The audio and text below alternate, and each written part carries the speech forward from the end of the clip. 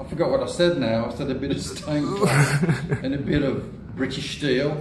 Could be completely wrong there, but anyway, there you go. Adrian from Atlanta, Georgia. What's your favourite way to support the arts and education? I think you do it with the music, obviously. You know, it's a great communicator, and I think music inspires people to learn how to play guitar or play the drums or sing. So I think the favourite way is just, you know, making your music and getting out there. Pedro from Sao Paulo. Will this be the last Priest album? No. Absolutely not. Thomas from Woodland is up Washington. What do you do with your free time while on tour? Sleep. I'm a great believer of sleep. Now actually, getting rest is pretty important because Priest puts out 1,000% every night, so you try and get as much of that in as you possibly can. But you do, you know, you pass the hours, you watch movies, read books, whatever, to get you from, you know, show to show. Michael from Jonesboro. Why has Rob never played the harmonica on stage for songs of the Rock and Roll album? Well, I think we only used the harmonica on Cheetah, didn't we, Glenn? Glenn's out of frame, there he is. Yeah, I think you have played it on stage, but not for a long time. Maybe I should get the harp out again. I think it could probably look a bit revolting and mouldy. It's a great instrument, the harp, as we call it. The blues harp. Who knows? It might make a reappearance.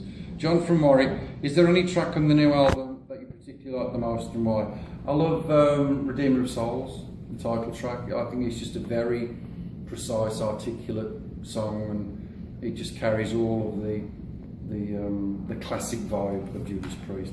Mario from Madrid. Hello, Metal Gods.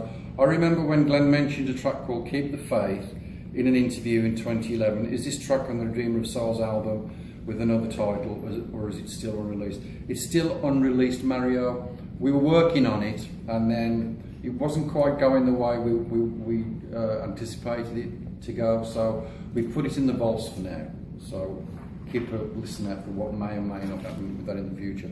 Todd from Norfolk. Do any of you find it hard or difficult to keep up the pace, to continue to tour and put out new music compared to 20 years ago? Thanks and keep rocking. Thank you, Todd.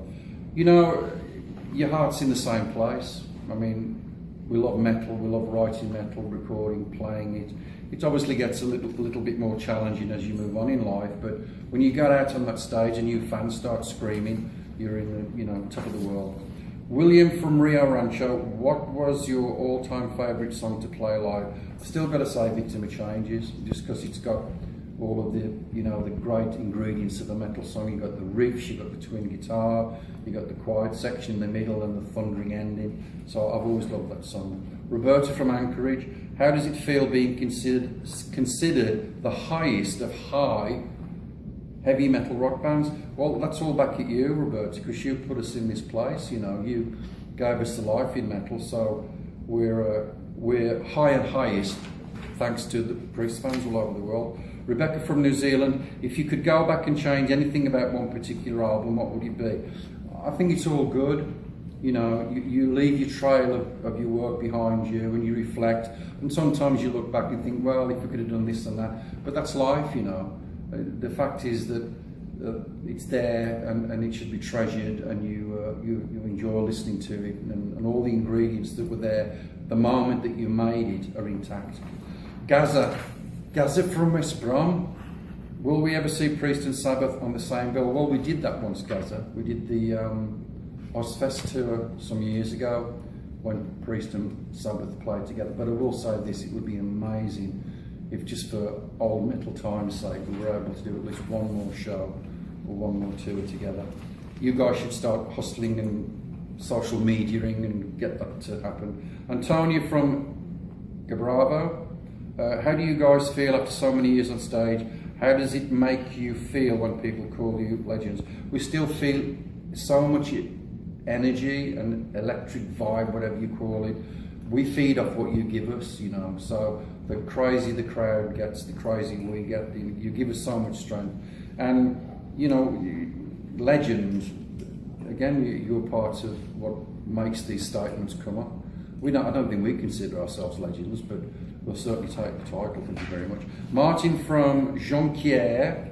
Will there be a tour to support the new album Redeemer of Souls? Yes, Martin, there is. If you go on priest.com now or the Facebook site, you'll see the dates as and when they come up, they're put there. So keep going back to find out where we're playing next. Bethany from Dallas, what took so dang long? Are you talking about Redeemer of Souls? It only took about 18 months to put together, from writing, recording, and then getting the whole thing produced, mixed, mastered, which is pretty fair speed by any band's accounts, you know. Between Nostradamus and Redeemer of Souls, of course, we did the big Epitaph tour. We had to do all writing, we took a little bit of break here and there, so we were not lazying about, but it didn't take too dang long. Samantha from Mexico City, is there anything you can't live without? Metal. Can't live without my metal. And tea. And Kit Kats. Brian from Los Angeles, what song do you remember most from your childhood? I always tell this story about my aunt. She gave me an old record player when I was a kid, and in the record player was a bunch of what they call 45 singles, plastic things with a hole in the middle, and then he put a needle on them and he played music. And so there was stuff there by Little Richard and Elvis and Bill Haley in the Comets. And I've always said that the first time I heard Little Richard's voice, that was really electric for me. I forget what the title was, but it was Little Richard. Cuba from Warsaw, Poland. Who was the main riff songwriter for Redeemer of Souls? Who wrote the riff? Was it Glenn? Oh, the song? Yeah, the song. Huh? Yeah. It was Glenn. Glenn was the main riff songwriter for Redeemer of Souls. Huh? Both of us, really. Okay. Both of us, really. It was both of them. Both of them. Peter from Mannheim, considering all of your albums, where would you rank Redeemer of Souls? The 17th. it's the 17th one. But I think what you mean is like, pardon me, compared to British Steel, compared to Painkiller.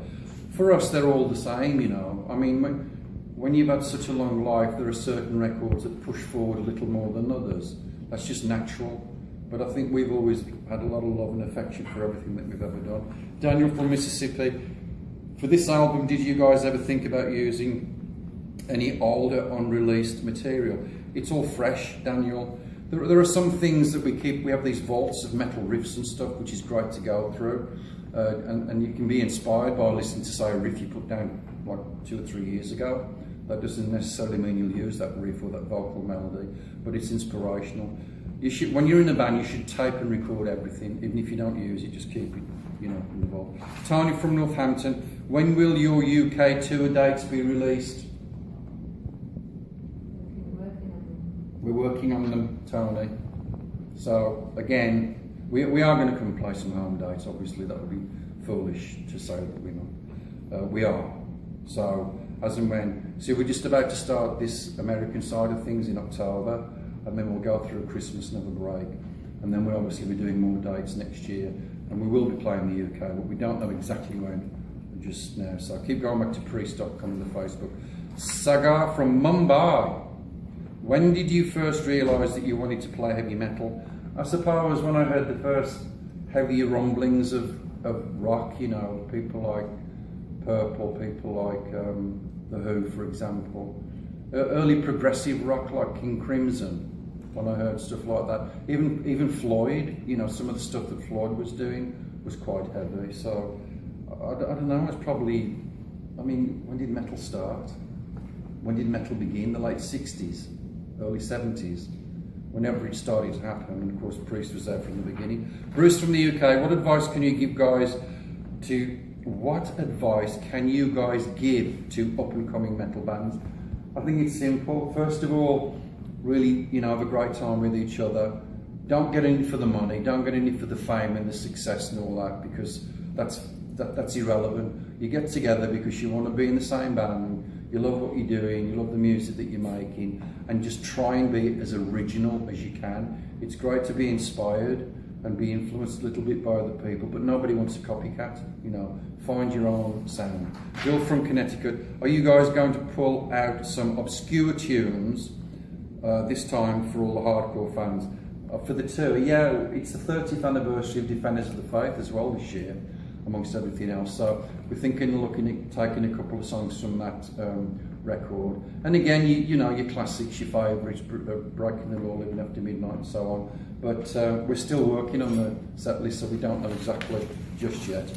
A couple more to do. Charles from London, what's your favourite album cover from the Priest catalogue? I've always thought that Sad Wings of Destiny kicked it off for me.